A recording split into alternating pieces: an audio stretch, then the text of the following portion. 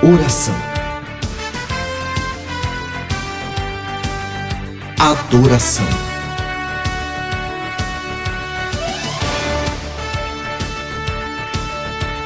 Informação. Cultura.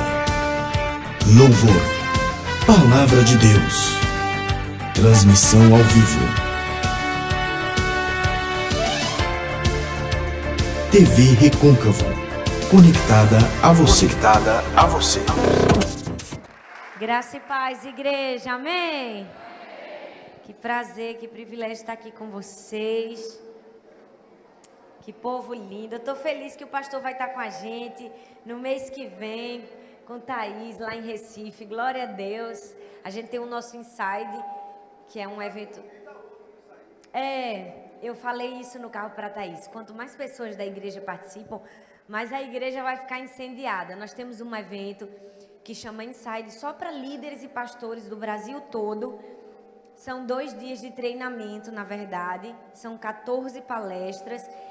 E a gente fala sobre tudo que a gente vive como igreja do Amor, lá em Recife. Quem não me conhece, eu sou pastora na Igreja do Amor em Paulista, no Grande Recife, Pernambuco. E temos vivido algo muito especial de Deus. E eu compartilhei exatamente isso com Thaís. Que, ao contrário do que a gente acha, que existem muitas igrejas muito grandes no Brasil, na verdade é uma minoria bem pequena. A gente participou de uma reunião e um pastor do Egito falou sobre a porcentagem de igrejas grandes no Brasil, chega a 1%. A grande maioria maciça de igrejas são igrejas que estão em crescimento, são igrejas que estão avançando e que a responsabilidade de igrejas que talvez já alcançaram algumas outras coisas é grande para treinar outras igrejas. E foi aí que Deus colocou no nosso coração de fazer esse treinamento que chama Inside. E a gente vai falar tudo, sobre tudo que acontece na igreja. Então vai ser muito especial. Tudo que a gente errou e quer que as outras pessoas não precisem errar. E tudo que a gente acertou e que a gente pode ensinar como acertar. E o que a gente aprendeu com outras pessoas, na verdade, né? Nós só estamos repassando aquilo que alguém também já fez isso com a gente. E na verdade é uma troca de experiências. E nós vamos ter muitos pastores. Se você tem vontade de ir, vai com seu pastor lá que ele vai, não é, pastor? Em outubro, e vai ser muito especial, amém? Eu me chamo Thalita, como eu falei para vocês, sou pastora na Igreja do Amor, sou casada há 15 anos e tenho 3 filhas, Sara, Laura e Helena. 3 meninas, o pastor tem um, né, pastor? Só uma menina. 2 meninas. Tem 2 meninas, é verdade. 2 princesas para cuidar. E eu trouxe aqui meu livro novo, chama Deixe-me Apresentar Você. Lá atrás, no fundo da igreja, depois eu posso fazer uma dedicatória. São 7 capítulos, cada capítulo fala sobre um personagem bíblico diferente, todos falando sobre o tema identidade. Ou seja, tudo que você precisa saber sobre você, sobre como Deus te desenhou, para você viver o máximo do seu potencial, para você chegar no sonho, no propósito de Deus para a sua vida. Esse livro é realmente um espelho de Deus para você, para que todas as mentiras que foram colocadas na nossa mente com o passar dos anos sejam apagadas e que as verdades da palavra de Deus sejam arraigadas no nosso coração para a gente voar alto e voar longe. Amém, gente? Amém. Glória a Deus. Abra sua Bíblia, por favor, no livro de Neemias, capítulo 1. E depois que você abrir, nós vamos orar.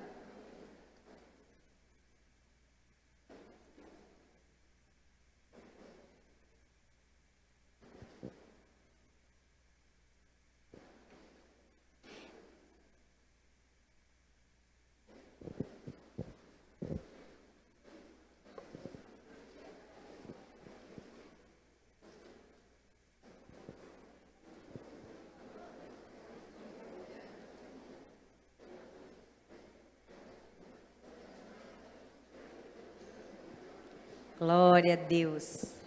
Pode deixar sua Bíblia aberta. Vamos orar? Senhor, muito obrigada, Pai, por estarmos aqui essa noite.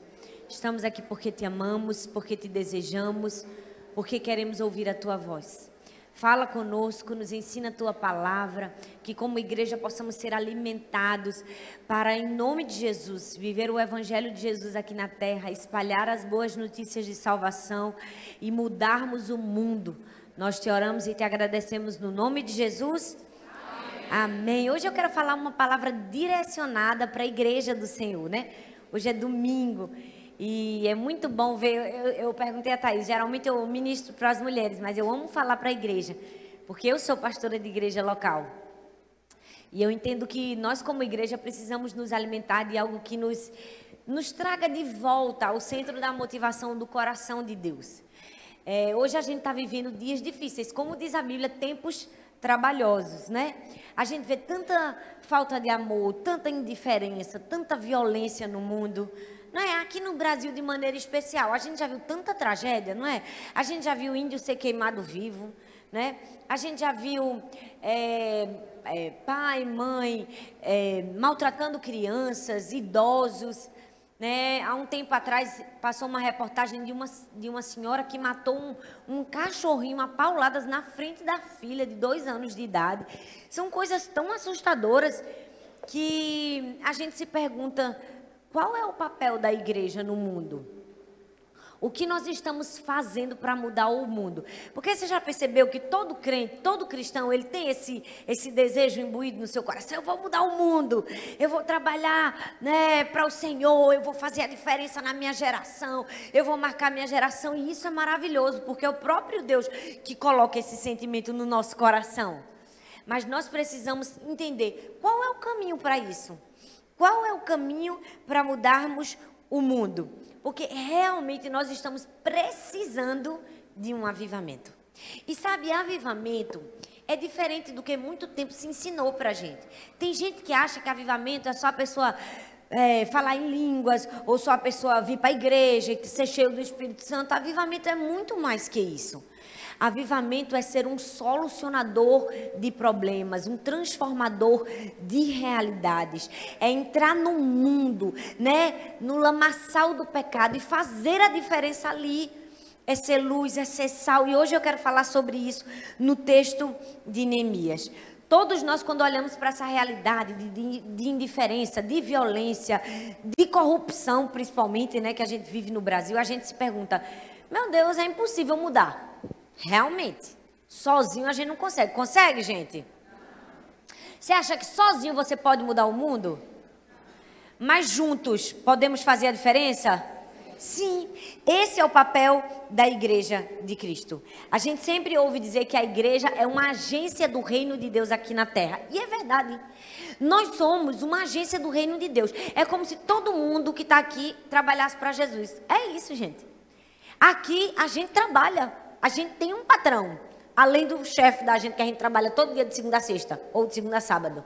A gente trabalha para Deus. Quem trabalha para Deus aqui, gente? Amém. Ei, eu não senti firmeza não, pastor, misericórdia. Quem trabalha para Deus aqui, gente? Amém. A glória a Deus. Eu pensei que estava tudo desempregado, pastor. Meu Deus do céu, eu ia botar todo mundo no eixo agora. Presta atenção, você trabalha para Jesus. Olha para a pessoa que está do seu lado e diz assim: você trabalha para Jesus. Agora olha para o outro, eu sei que foi sua segunda opção, mas Jesus também ama essa pessoa. Diga: você trabalha para Jesus. Olha bem para mim. A gente acha que só trabalha para o chefe da gente. Mas olha bem para mim, a igreja é uma agência de Deus no mundo. Nós estamos aqui para produzirmos a vontade de Deus aqui na terra. Por quê? Porque a igreja, gente, é a resposta que o mundo precisa. Nós somos a esperança do mundo. Por quê? Porque a gente tem a resposta. A gente é como um lírio que cresce no meio do lodo. Não é? Aquela flor ali. A gente está santa no mundo corrupto, sujo. A gente tem o ministério da reconciliação. A gente tem o evangelho, a gente tem a resposta, a gente tem Jesus. Mas a gente precisa ser a resposta para esse mundo caído, para esse mundo perdido. E se nós fizermos a resposta e formos a resposta como devemos ser, aí a gente vai produzir um verdadeiro e autêntico avivamento. Hoje eu quero falar para você no texto de Neemias 6 passos para a gente mudar o mundo. Quem está disposto a mudar o mundo? Amém. Quem está disposto a mudar o mundo? Amém. Quem trabalha para Jesus aqui? Amém. glória a Deus. Que a gente trabalha em tempo integral. Não é só dia de domingo, não. Não é? Não é só dia de domingo. A gente trabalha em tempo integral. Quem é que trabalha em tempo integral?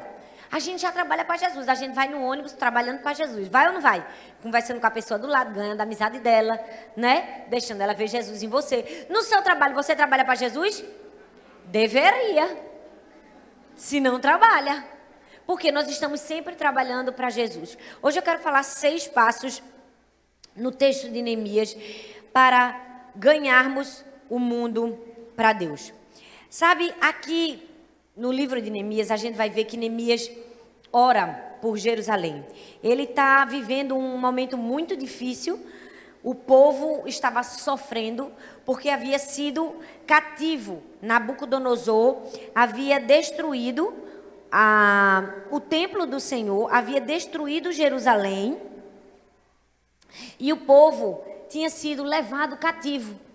Os poucos que sobraram, que estavam trabalhando na lavoura, na plantação, estavam sofrendo muito, estavam em grande desespero. Então, a gente vai ver no contexto daquilo que Neemias passou, o que foi que ele fez. A Bíblia diz, Neemias capítulo 1, a partir do verso 1, diz assim: palavras de Neemias, filho de Acalias. Ora, sucedeu que no mês do Quisleu, no ano 20º, estando eu em Suzã, a capital, veio Anani, um dos meus irmãos, com alguns de Judá, e perguntei-lhes pelos judeus que tinham escapado. Fala comigo, perguntei-lhes. E que restaram do cativeiro e acerca de Jerusalém. Fala comigo, Jerusalém. Isso. Eles me responderam: os restantes que ficaram no cativeiro, lá na província, estão em grande aflição e opróbrio. Também está derribado o muro de Jerusalém e as suas portas queimadas no fogo. Tendo ouvido essas palavras, sentei-me e chorei. Fala comigo, chorei. E lamentei por alguns dias.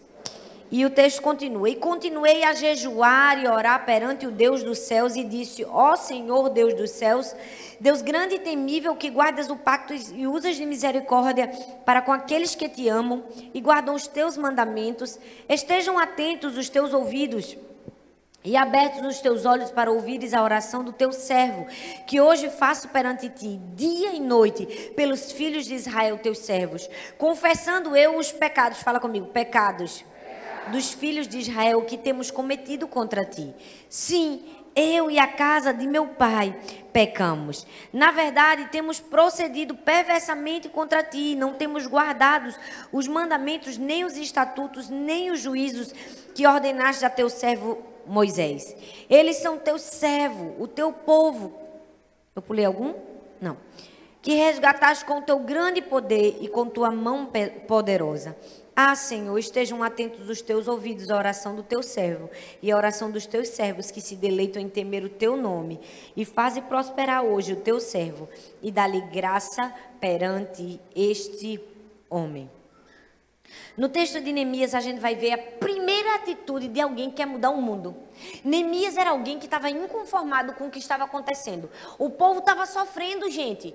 O povo tinha sido levado escravo. Aí o que é que Neemias faz? Neemias se levanta como alguém que diz: eu não vou me acostumar com isso. Eu vou fazer alguma coisa. Eu tenho certeza que Deus tem levantado essa igreja para aqui em Candeias não se acostumar com a realidade do mundo.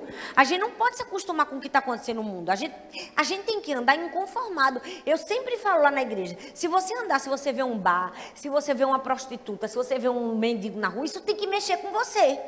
Isso tem que te fazer mal, porque se você se acostumou, misericórdia, é perigoso isso.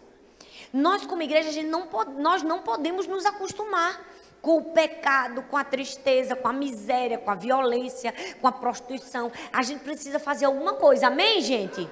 A gente precisa se levantar como foi Neemias. Primeira atitude de Neemias, e que eu e você precisamos ter: desperte real interesse pela situação da cidade. Se você quer ser alguém que vai fazer a diferença no mundo, você tem que ter interesse pela sua cidade. Você tem interesse pela Bahia? Amém? Você tem interesse pelo seu bairro? Pela sua cidade? A Bíblia diz que Neemias, a primeira coisa que ele fez foi o quê? Me fala, eu quero saber como está Jerusalém. Como estão os habitantes? Como estão as pessoas? A primeira coisa que ele fez foi perguntar pela cidade. Perguntar pelas pessoas. Por quê? Porque nós precisamos ter interesse pela cidade e pelos seus habitantes. Qual é o nosso nível de interesse pela cidade? Você já percebeu que às vezes a gente só tem interesse pela nossa igreja? A gente se perde de ter um interesse pelo nosso bairro, pela nossa rua, pela nossa vizinhança. Ei, o verdadeiro avivamento é produzido quando eu tenho interesse pelo lugar onde Deus me colocou. Se Deus te colocou na Bahia, se Deus te colocou em Candeias, aqui você tem que se preocupar com esse povo. Você precisa se preocupar com sua cidade. Você precisa se preocupar com o seu bairro. Neemias estava preocupado, ele disse, como é que está Jerusalém? O muro está destruído. Como estão as pessoas? Como estão os habitantes das pessoas? Nós precisamos servir a cidade. Porque quando servimos a cidade, servimos as pessoas. E quando servimos as pessoas, servimos a Deus. Tem gente que acha que servir a Deus não entende. Quando você serve o seu irmão, você está servindo a Deus. Eu estou servindo só a Deus. Tem gente que acha que é só dar para Deus. Não. Quando eu faço pelo meu irmão, eu estou fazendo para Deus. Por quê? Porque somos todos filhos.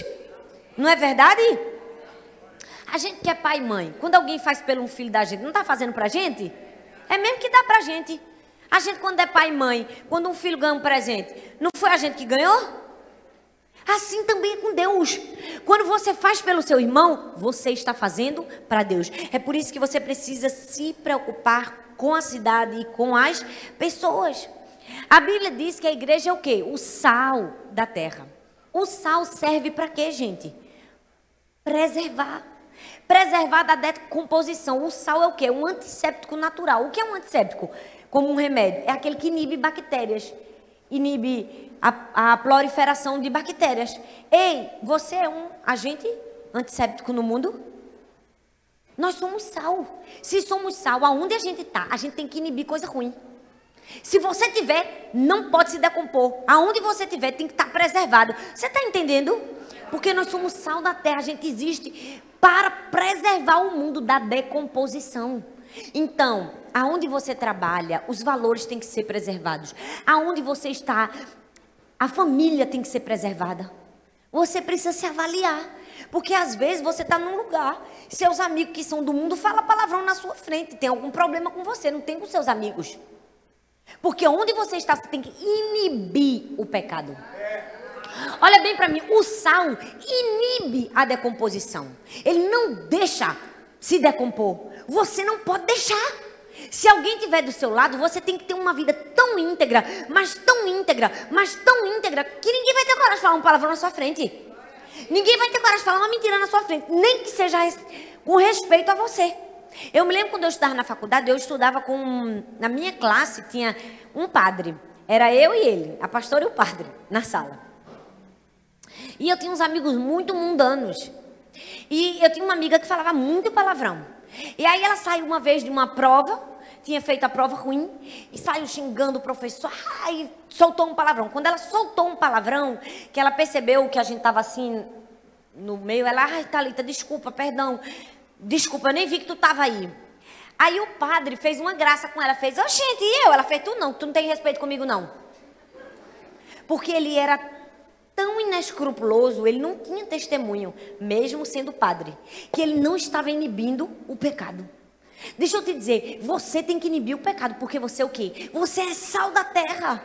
Então, você tem que ter interesse pela cidade, interesse pelas pessoas. O grande problema é que às vezes a gente não está inibindo nada, já percebeu?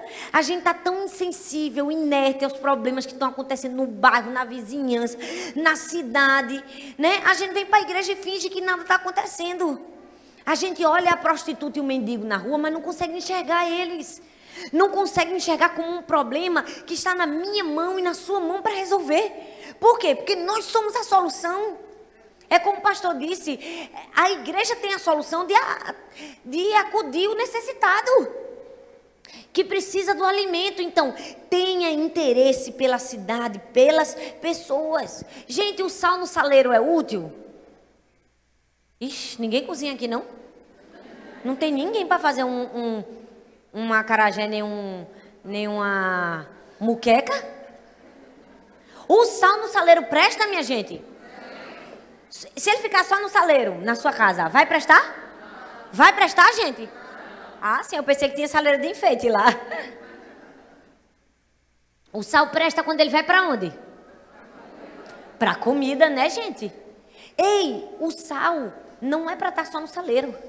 Você e eu não era... o lugar da gente não é só aqui. O lugar da gente é no mundo. É salgando no mundo. Aqui na igreja todo mundo já está salgado. Olha para esse irmão do seu lado e diz que você já está salgado demais do meu lado. Vai salgar do lado de fora. Vai brilhar do lado de fora. Mas já percebeu que a gente só quer brilhar na igreja?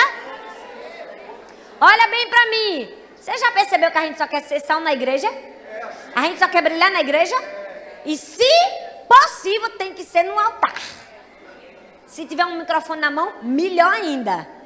Não é? A gente só quer brilhar assim, dançando na igreja, cantando e tocando. Claro, a gente pode brilhar de todas as formas. Mas presta bastante atenção. A mesma vontade que você tem de salgar e de brilhar, sendo líder de alguma coisa, dirigindo alguma coisa, mandando, você tem que ter para salgar do lado de fora. Para que as pessoas do lado de fora vejam Jesus em você. Para que as pessoas no seu trabalho sejam ganhas para Jesus por você. Porque o problema é que a gente só quer brilhar na igreja, gente. A gente só quer ser destaque na igreja. Não. O lugar do saleiro é o quê? É fora. A igreja chama-se eclésia. Eclésia no grego, a língua original do Novo Testamento significa chamados para fora. Nós somos chamados para fora. Então, você precisa ter interesse para o que está acontecendo do lado de fora. Na sua cidade, no seu bairro, na sua rua. Neemias disse assim, eu preciso saber. Alguém me conta a novidade. O que está acontecendo em Jerusalém? Segundo, tenha envolvimento. Fala comigo, envolvimento. Pessoal com os que sofrem. O verso 4 diz assim, tendo ouvido essas palavras, depois que ele ouviu a resposta, o que é que ele fez? Sentou, chorou e lamentou. O que é isso, gente? Isso é envolvimento com quem está sofrendo. Com quem está sofrendo. Ei, não basta a gente ter interesse pela cidade. Não basta a gente ter interesse pelas pessoas. Isso aí não faz nada. A gente tem que ter interesse e envolvimento. Eu e você precisamos fazer alguma coisa. Tem gente que até se interessa pelos problemas e pelas pessoas, mas não faz nada. Que adianta, gente? Já viu que a gente se interessa por tudo, mas não faz nada a respeito das coisas que a gente se interessa? A gente fala mal da prefeitura se tiver um buraco na rua. A gente fala mal do povo no ônibus, que é tudo mal educado. Mas a gente é o primeiro a fingir que está dormindo para não dar a cadeira. Quem nunca fechou o olho fingindo que estava dormindo para não ter que se levantar do seu lugar? Não vou nem mandar levantar a mão, porque senão grande vai ser a vergonha aqui, viu, pastor? Jesus não vai te condenar, eu também não vou não. Mas sua consciência vai agora. Você já percebeu? Que tudo que a gente fala mal, sem querer, a gente está caindo no mesmo pecado? Deixa eu te dizer, você precisa ter um envolvimento com os que sofrem. Não adianta você reclamar. Não adianta você reclamar do prefeito, do governador, da vizinha fofoqueira, de todo mundo, se você não está fazendo alguma coisa. Você precisa ter interesse e envolvimento. Hoje eu quero falar sobre 2 homens que fizeram histórias no mundo. O primeiro, Martin Luther King. Quem já ouviu falar sobre ele? Levanta a mão. A grande maioria. Martin Luther King foi um pastor norte-americano. Durante um tempo nos Estados Unidos havia segregação racial, ou seja, o racismo era muito forte. O negro não tinha direito a nada. Nada, nada, nada. E existia uma lei que se tivesse um negro sentado num ônibus e entrasse um branco que não tivesse lugar, o negro era obrigado a se levantar para o branco sentar. Só que um dia, em 1955, se eu não me engano, uma mulher chamada Rosa Parks se revoltou. Porque uma branca mandou ela se levantar e ela não quis se levantar. E ela ficou sentada, glória a Deus pela vida dessa mulher. Não é? Por alguém que resolveu ter o quê? Envolvimento. Fala comigo. Fala com vontade. Isso. Aí ela não se levantou. Porque ela não se levantou, ela foi o quê? Presa. Foi presa. E aí, Martin Luther King se levantou como alguém que teve envolvimento com ela, com o sofrimento dela. Porque ela estava presa, porque ela podia ter sido presa e ninguém ia fazer nada por ela. Mas ele disse, a gente vai fazer alguma coisa. Juntou várias lideranças e disse assim, vamos fazer um boicote ao ônibus de Montgomery, que era a linha. Ninguém vai mais de ônibus. E aí os negros iam tudo a pé, ó, pro trabalho. Acordavam mais cedo e iam tudo a pé. 1 ano e 21 dias, se eu não me engano, de boicote. Você sabe que é 1 ano de luta? Você passaria 1 ano lutando por alguém que estava sofrendo numa prisão? Você para pensar que nós precisamos ter envolvimento com os que sofrem? Pois eles ficaram 1 ano sofrendo, para depois de 1 ano a Suprema Corte nos Estados Unidos declarar como lei, declarar que o racismo não poderia existir dentro dos ônibus. E hoje, nos Estados Unidos, há liberdade entre negros e brancos. Por quê? Por causa de uma pessoa, de 2 pessoas, das pessoas que se envolveram com o sofrimento de quem sofria. Nós precisamos ter envolvimento com os que sofrem. Nós precisamos dizer, eu vou fazer alguma coisa. Eu não posso ver uma pessoa... Gente, às vezes o vizinho da gente tá com a família toda desestruturada. A gente escuta que só tem briga na casa, que só tem confusão. O marido trai a mulher. E a gente não faz nada. Pelo contrário, tem gente que faz, fica falando, passando adiante. Não é? Não! Ei, você precisa ter envolvimento. Se aquela família está sofrendo, você sofre com ela. Você dá apoio, você dá ajuda, você ora, você se compadece. Por quê? Porque você é igreja de Deus. Igreja tem que ter interesse, fala comigo, interesse e envolvimento. Adianta interesse sem envolvimento? Não! Eu não sei se você conhece, mas outro grande homem de Deus, George Miller, ele foi um alemão que se converteu e foi trabalhar na Inglaterra. Gente, esse homem, ele se envolveu com o sofrimento dos órfãos. Você sabe o que é que um homem sozinho, como ele fez? Eu vou ler para você. Ele construiu 5 prédios com nada menos do que 2.000 órfãos alimentados, vestidos, educados e treinados para o trabalho. Ao todo, passaram mais de 10.000 órfãos pelos orfanatos que ele construiu. Custava mais de 26 mil libras por ano e ele conseguia. E a história conta que Miller construiu 117 escolas. Mais de 120 mil jovens e órfãos foram educados. Ele distribuiu mais de 275 mil Bíblias. Quantas Bíblias você já distribuiu? Porque uma pessoa sozinho, quando a pessoa quer fazer, ela faz. Ele distribuiu 275 mil Bíblias. Ele foi um homem conformado. Ele foi alguém que disse assim, eu vou me envolver, eu vou fazer alguma coisa. Agora o problema é que na igreja o pastor diz, vamos fazer um projeto, vamos fazer aquilo. Menino, misericórdia, é uma peleja. A pessoa tem que ficar implorando, vamos irmão, ajuda. Não é? Aí não tem que ficar implorando. Vai, mas está precisando de voluntário para arrumar a igreja. Pensa, a cara desse tamanho. Vem 1, 2, 3, 5, 10... Não é? Quer dizer, aqui não tem essas coisas não, viu, pastor? Mas lá na minha cidade tem. Aqui na Bahia não tem, gente. Eu só estou pregando para gravar. Não é? Mas não acontece isso nas igrejas, vamos falar a verdade? Sempre tem uma minoria que serve, uma maioria que não faz nada. Não pode ser assim, gente. A gente tem que ter interesse, a gente tem que ter envolvimento. Nós precisamos nos preocupar e fazer alguma coisa. Neemias teve envolvimento, doeu nele, ele sentou e chorou. Ele disse, eu estou com pena desse povo. Tem que doer na gente o sofrimento dos outros. Por quê? Porque nós somos filhos de Deus, o sofrimento dele é meu também. Amém, gente? Amém. Terceira atitude de Neemias, aceite um compromisso, fala comigo, compromisso espiritual pelas pessoas. Então é interesse, envolvimento, compromisso. Um compromisso espiritual. O texto diz que ele só ficou chorando, minha gente. Ficou, minha gente. Sentou, chorou e não fez mais nada? Não. Logo depois que ele parou de chorar, ele fez o quê? Orou e jejuou. Ele disse, ó Senhor, Deus dos céus, e fez a oração. Esteja atento aos teus ouvidos. Ele fez um clamor pelo povo.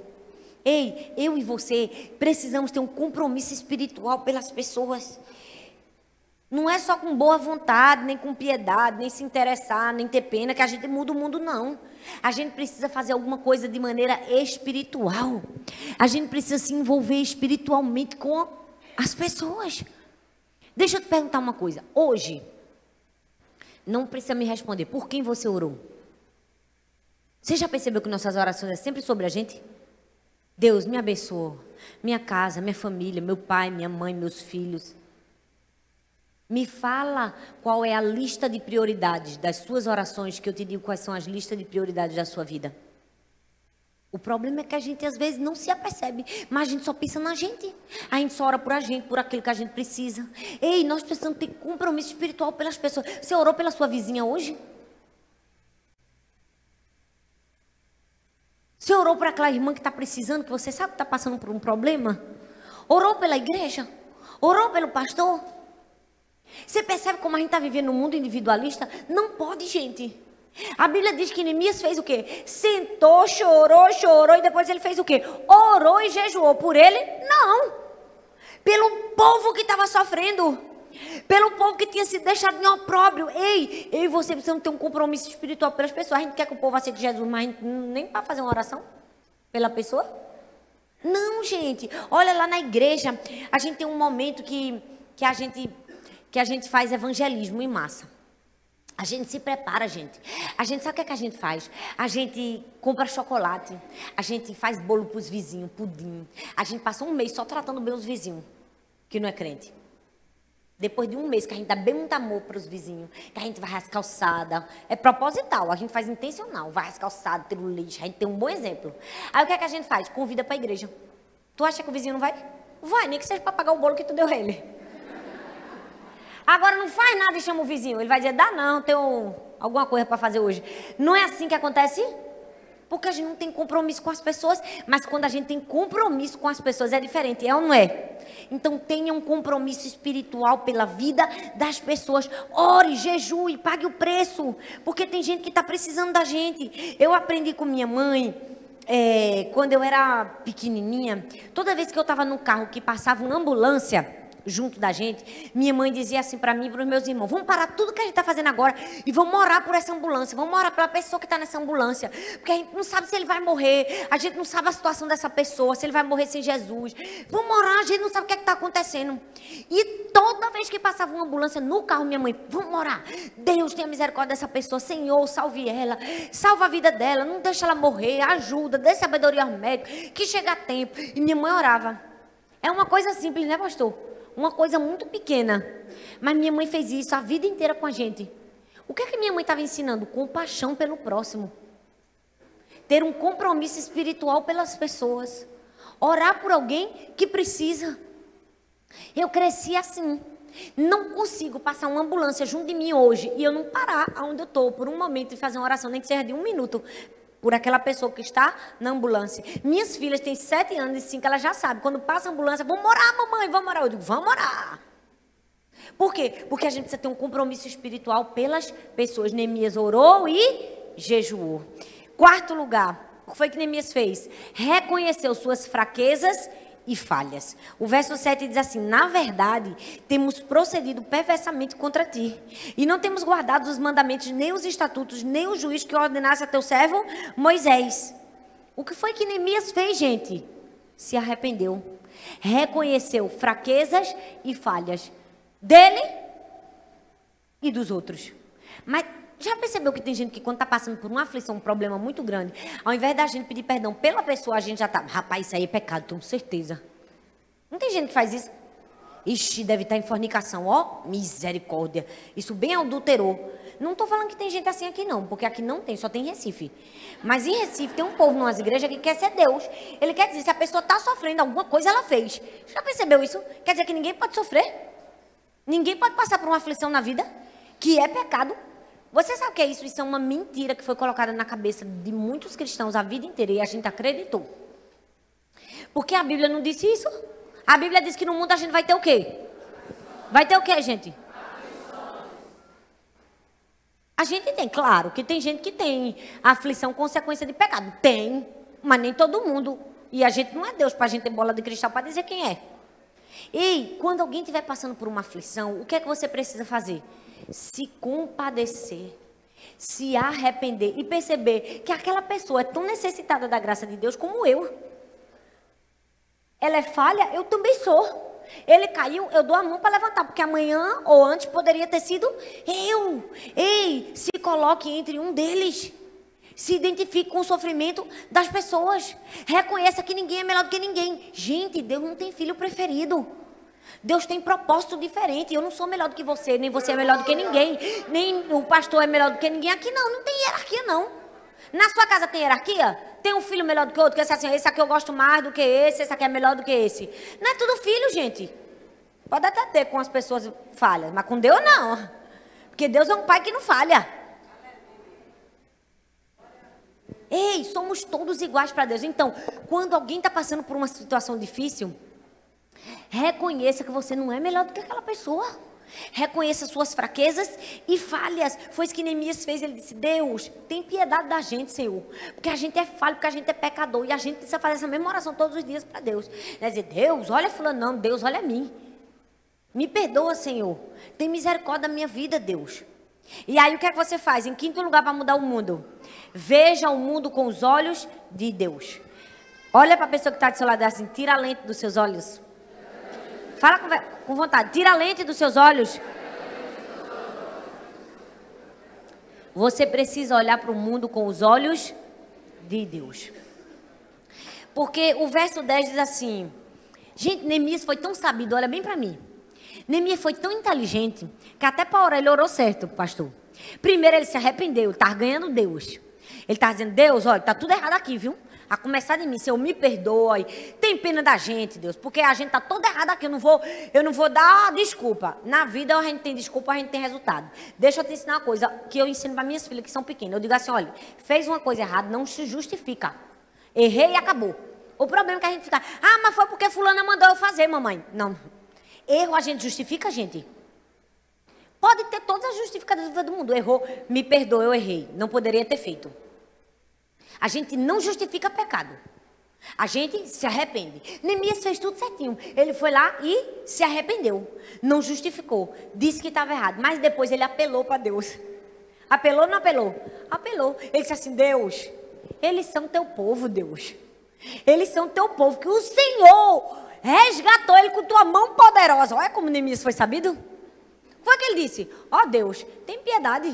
É tudo teu filho, Deus. O Senhor pagou o preço por eles. O Senhor ama eles. Esse povo está todo troncho, todo errado. Tá, Deus, mas é teu filho. Então tem pena deles. O que foi que Neemias fez? Olhou para o mundo com os olhos de Deus. Com o olhar de perdão, de graça, de favor. Ei, a igreja de Deus está aqui para isso. A gente está aqui para olhar para as pessoas do lado de fora com favor e graça. A gente não está aqui dizer: aquele irmão ali é processado demais. Ali só a misericórdia do Senhor, como se não tivesse mais jeito para a pessoa. Não, a gente tem que dizer: aquele dali é alguém que merece a graça de Deus. É alguém que merece o favor de Deus. Então a gente está aqui para quê? Para olhar o mundo com os olhos de Deus e servir como Deus serve. Sabe por quê, gente? Servir não é uma missão de desencargo. Não é lazer. É fazer o que Jesus fez. Então, olhe para o mundo com os olhos de Deus. Não olhe para as pessoas. A gente não... Olha, presta atenção. A pior das criaturas tem que entrar na igreja e a gente fingir que nada está acontecendo. O bêbado tem que entrar na igreja. A prostituta ou qualquer outra pessoa que esteja carente, porque a gente acha que a gente é melhor do que ele. Não tem nada que melhor. Se entrar, a gente fica... Se entrar uma pessoa com uma roupa meio estranha, não é? Tatuado da cabeça aos pés, a gente já fica. Não é? O que é que ele tem de melhor do que a gente? Não é filho de Deus do mesmo jeito? Merece a graça e o favor de Deus do mesmo jeito. Então, olha para as pessoas com os olhos de Deus, como fez Neemias. E em último lugar, o que foi que Neemias fez? Dependeu exclusivamente de Deus para cumprir a missão. Neemias era alguém que queria mudar o mundo. Então, ele tinha interesse pelas pessoas. Ele tinha envolvimento pelas pessoas. Ele tinha compromisso pelas pessoas. Ele olhava para as pessoas com o olhar de Deus. Mas ele fazia isso tudo na força dele? Fazia, gente? Não. Ele dependeu de Deus. O que foi que o versículo 11 diz? Ah, Senhor, estejam atentos os teus ouvidos à oração do teu servo e à oração dos teus servos, que se deleitam em temer o teu nome. E faze prosperar hoje o teu servo. Dá-lhe graça, fala graça, perante este homem. Ele disse assim, ó, Deus, me dá da tua graça para eu cumprir a missão. Porque sem o Senhor eu não consigo. Eu preciso de graça. Deixa eu te dizer uma coisa, gente. Transformar realidades é uma missão de resgate. E toda missão de resgate envolve o quê? Riscos. Riscos. Se você for na sua força, não vai dar certo, não.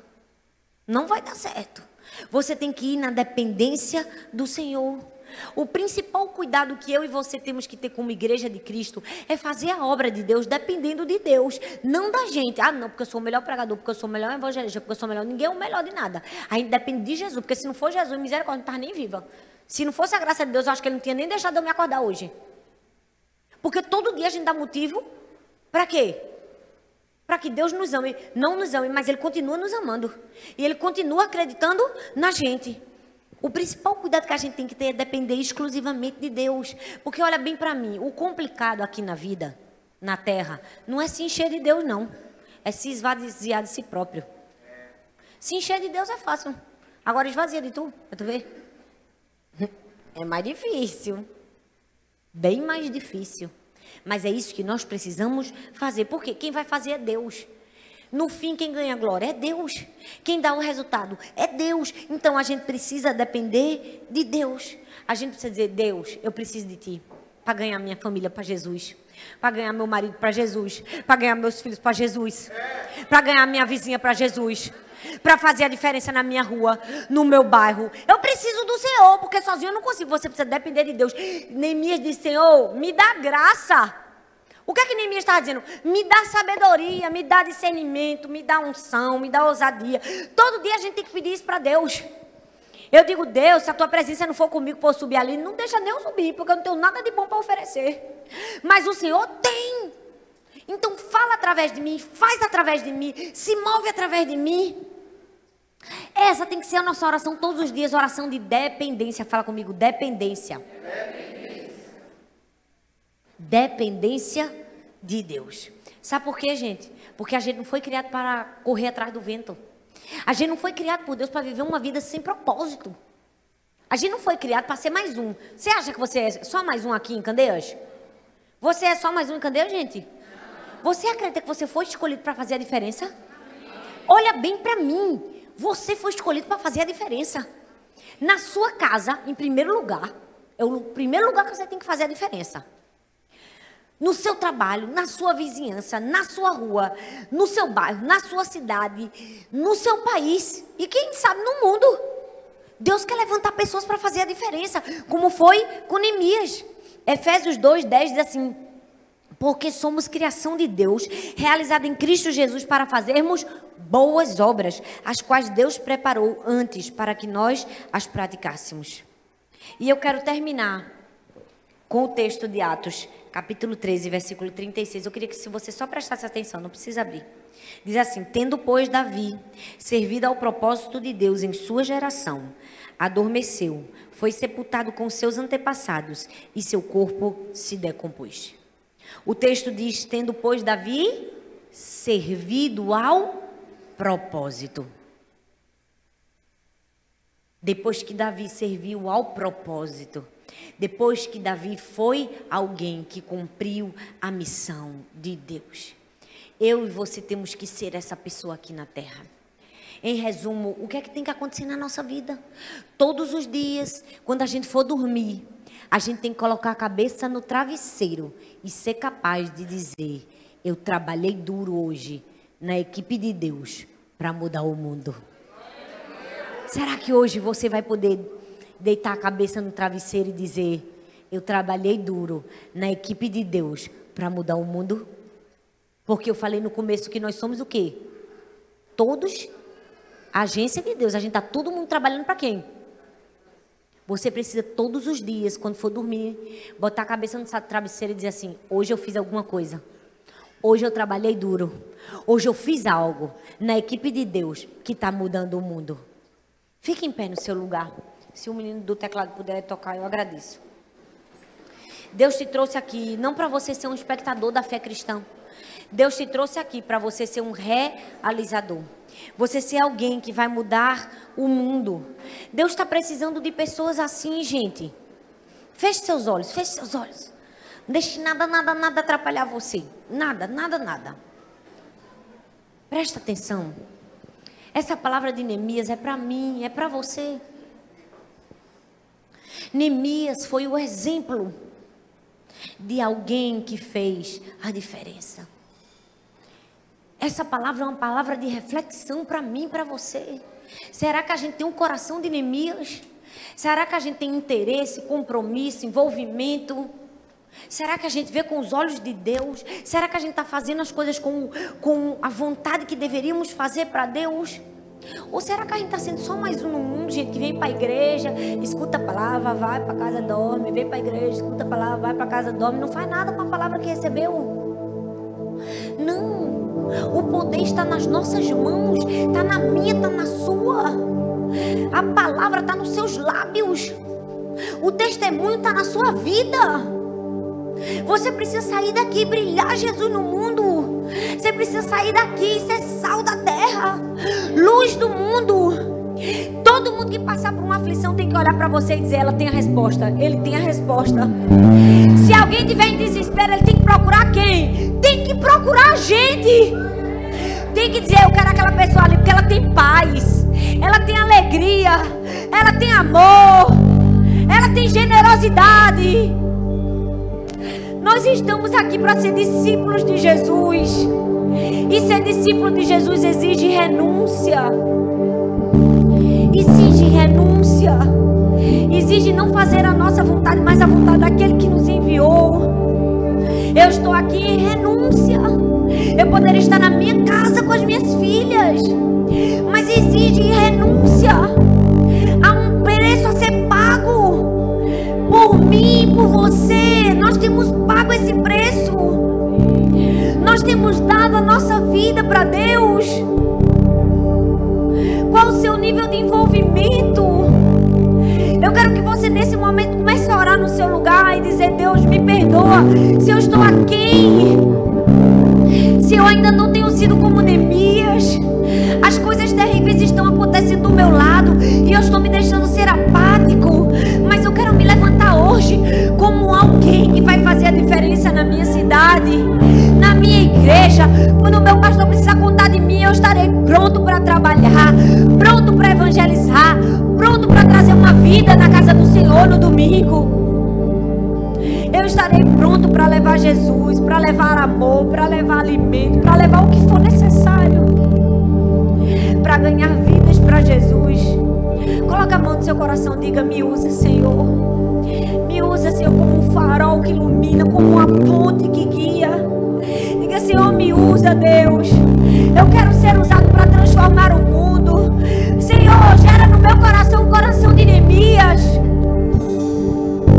Ô Espírito Santo, nós estamos aqui nesse domingo para entregar a nossa vida ao Senhor, para te pedir perdão se muitas vezes temos sido apáticos em relação ao sofrimento das pessoas, à dor das pessoas. Nos perdoa, porque nós temos a resposta. Nós somos a resposta. Nós temos o Evangelho, nós temos Jesus. Nos ajuda a levarmos vida para as pessoas, esperança, alegria, paz. Que tudo que o Senhor depositou em nós, nós possamos depositar na vida de outras pessoas. Senhor, eu quero orar por essa igreja, Deus. Eu quero te pedir que se levantem missionários, que se levantem evangelistas, pessoas que não precisam de cargos para servir a Deus, pessoas que não precisam de posição para fazer a vontade de Deus, pessoas que só precisam de um coração íntegro, sedento pelo Senhor.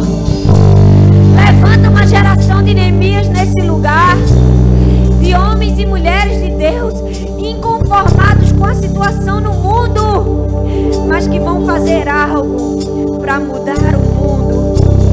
E que hoje e amanhã nós possamos deitar a cabeça no travesseiro e dizer: hoje eu trabalhei para Deus. E que chegarmos ao fim da nossa vida